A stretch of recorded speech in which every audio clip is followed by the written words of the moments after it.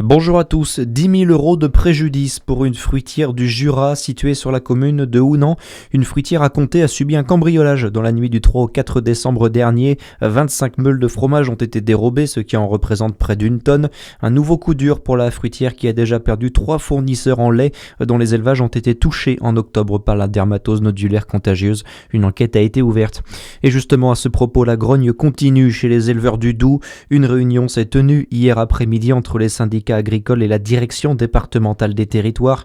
En présence de la secrétaire générale de la préfecture, les syndicats ont martelé à nouveau leur opposition au protocole sanitaire mis en place par l'État.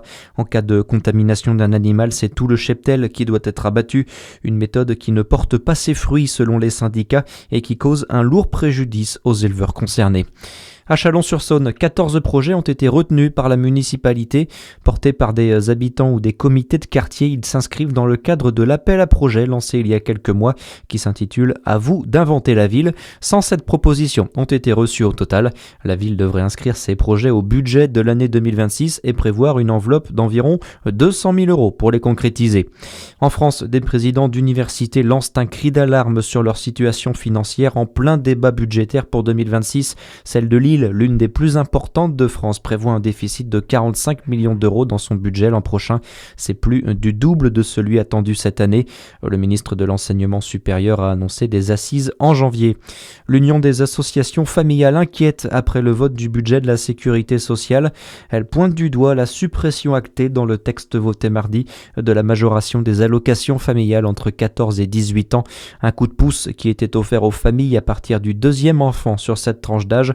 Une perte de 900 € par an et par enfant, déplore l'UNAF par la voix de sa directrice générale, Guillemette Leneveu. Incompréhensible puisque aujourd'hui tout le monde reconnaît qu'on a un énorme problème en France de chute du taux de fécondité. Tout le monde reconnaît qu'il faut redonner confiance dans la politique familiale et c'est quand même incroyable que la première mesure qui soit prise, c'est de continuer, si vous voulez, à baisser. Et je tiens à dire que le gouvernement n'avait pas du tout besoin de prendre cette mesure pour financer d'autres mesures plus favorables. On a les moyens en France, sur la branche famille, de financer.